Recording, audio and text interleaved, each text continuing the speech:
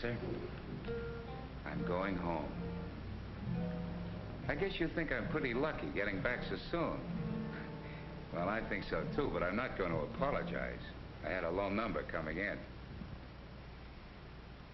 I've been thinking about a lot of things tonight. I was thinking about how much a guy can learn in 4 years. I'm not the same guy that left home 4 years ago. I feel like a bigger guy. I feel that I'm coming back to a bigger kind of home. And that's a pretty good feeling. It's funny, the guy kind of mopes his way through life. He thinks he's living and he's really sleeping. And then all of a sudden, something happens to him. Like going into the army and fighting a war, maybe. And he wakes up. He begins to see things. He begins to hear things. I never used to shoot my mouth off. That's what this damn penny's done for me. Was 4 years ago, next month I found it. They used to call me Mister in those days. I guess I was the average kind of a slap-happy guy. You know, the kind that's got everything and doesn't know what he's got. Yeah, I was the all-American jerk.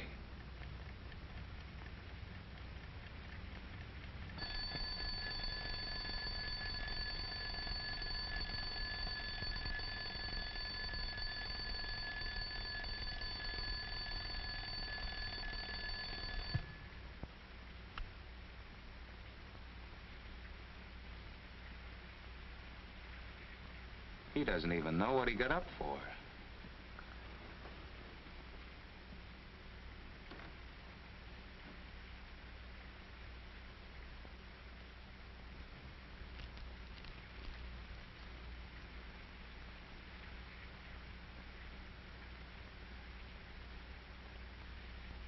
Now he knows. See how happy he is? Why should he be happy? His country wants him to fight. Fight for big words like democracy, freedom, liberty. Hell, he doesn't even know what they mean. He's got a job, he's got a girl, he's got a mother, he's got friends. What are they dragging him off at 6 o'clock in the morning for?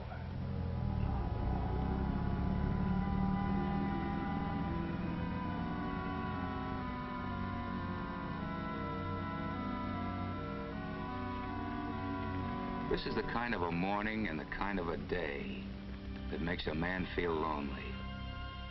Sure, there's a war going on somewhere. Millions of people are being killed or starved or tortured. That's tough, but that's far away. Europe, Asia, China. Those people don't really mean anything to him.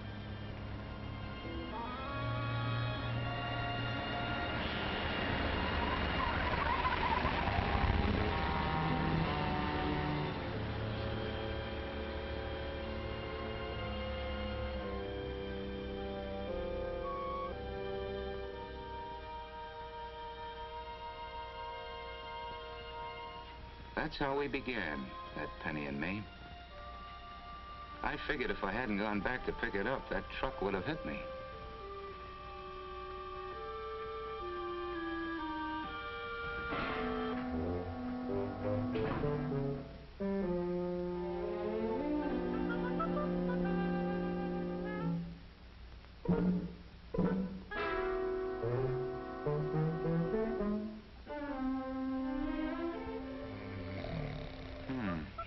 We must all be from the same part of town, same draft board.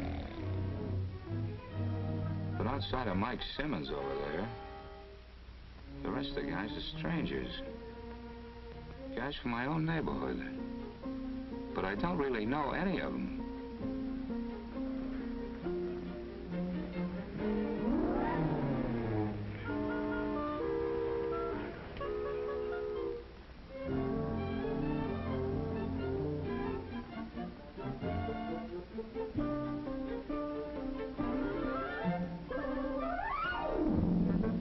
Heads.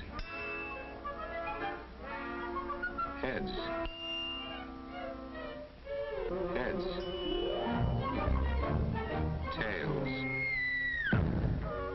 That's me, third from the left. You know, a thing like this makes you stop thinking you're so different from everybody else.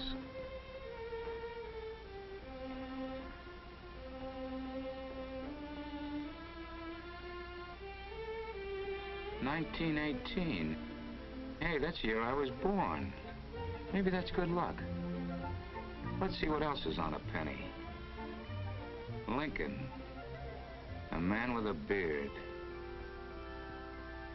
Reminds me of that statue we saw on the trip to Washington when we were kids in school.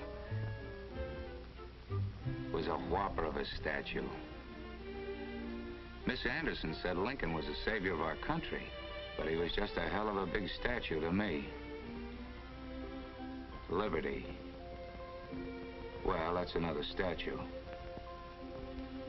E pluribus unum. Oh, yeah, that's Latin. Dead language. United States of America. Oregon is bounded on the south by California, on the north by Washington, on the east by Idaho. That's right. United States with a map.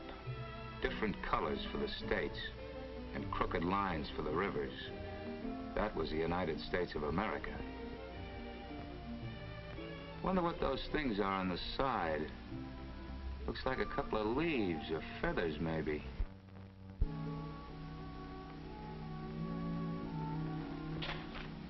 Get moving, bud. You're in the Army.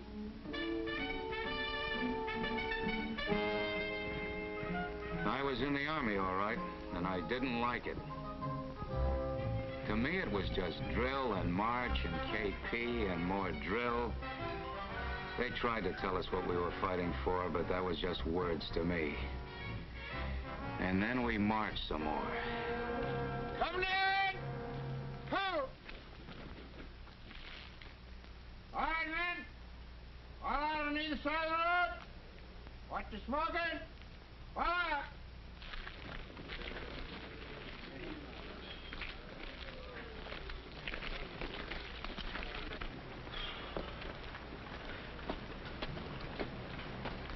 Oh, my feet.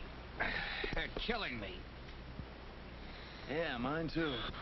Why do they have to march us all over the state? I know how to walk. I suppose if we're going to do some fighting, we might as well get in shape for it. I wonder when we'll get to the top of this mountain. This isn't a mountain, it's a hill. Yeah, what makes you think so? I've seen a mountain.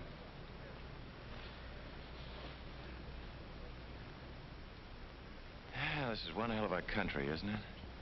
Huh? You know, the other day a guy asked me what I was fighting for, and I wanted to laugh right in his face.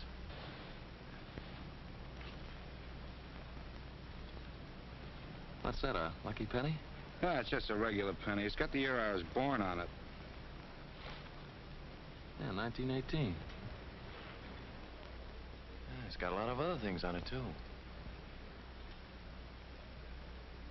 Hell, it's got everything on it. It's got America on it. Say, when this guy asked you what you were fighting for, the one you laughed at, what did you tell him? What do you say to a guy like that? Just tell him to take a good look at this penny. You mean those words on it? No, not just the words. Tell him to find out what they mean.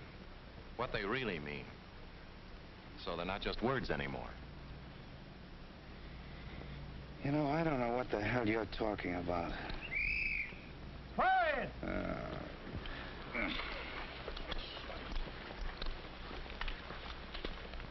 When you understand what's on that penny, you'll know America. When you know America, you'll know what you're fighting for.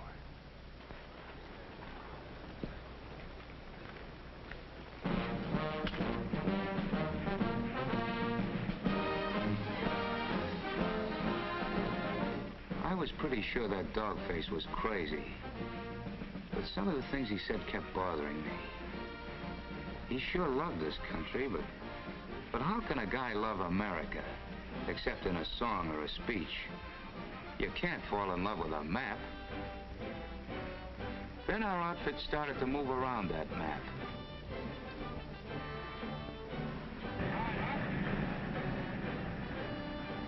We really saw America. And I got to know fellas from all over the country, from the north, south, east, and west. We trained together, ate together, griped together, drank together. Oregon became Joe Higgins. And Washington, which bounded it on the north, became Sam Collins. And Illinois was George Franklin.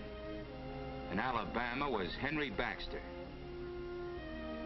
And then America wasn't a map anymore. It was a real country, made up of real people and real people's homes.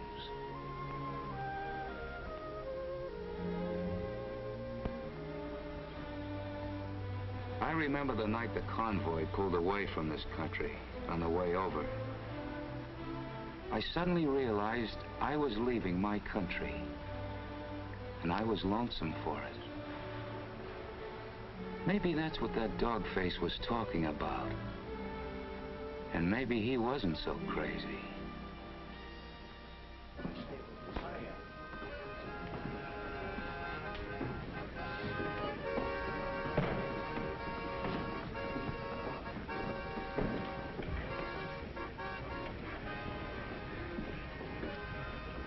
Now, if you don't like that stout, I can get you some beer.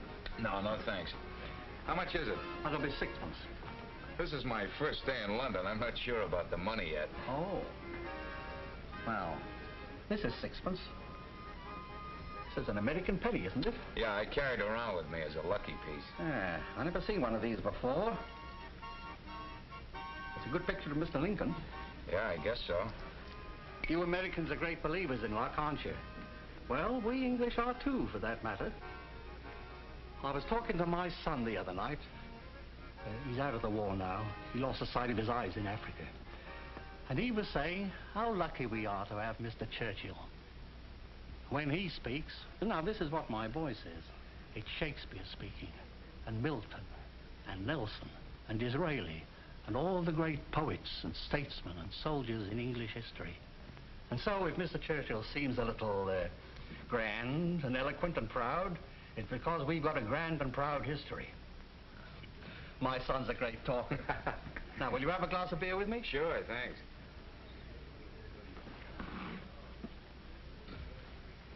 Come to think of it, we've got a pretty good history ourselves. Guys like Washington, Lincoln, Jefferson.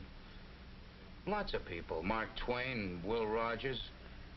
I can't think of them all right now, but we've had some pretty fine men, too.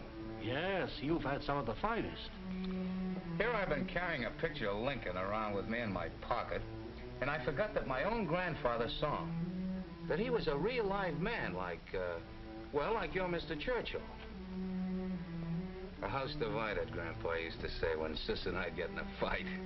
A house divided against itself cannot stand. Yeah, how did you know that? Why, a man like Abe Lincoln belongs to the whole world. That's what Grandpa used to say. Only he thought that Lincoln belonged especially to him. Like he was a relative or an ancestor or something. Father Abraham. I guess it's the same way you feel about Mr. Churchill and Mr. Shakespeare and the rest. Like they belong to you. Yes, and they do belong to me, too. They're as much a part of England as this pub. It's funny, isn't it? How a war starts a guy thinking. A man never knows what's his, what really belongs to him, until someone tries to take it away from him.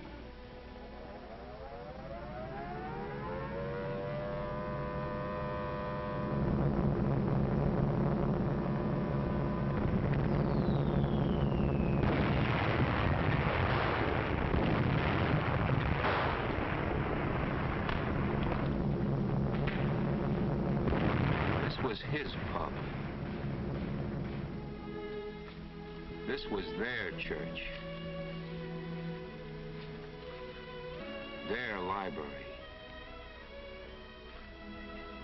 Their city. Their country.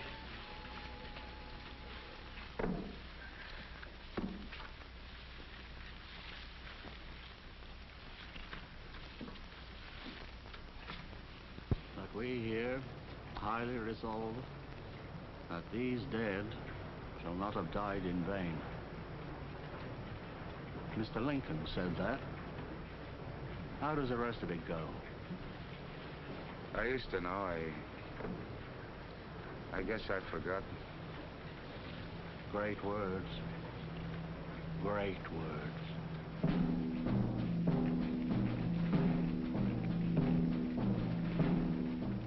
It took me a long time to remember the rest of that speech. It was over a year before we got to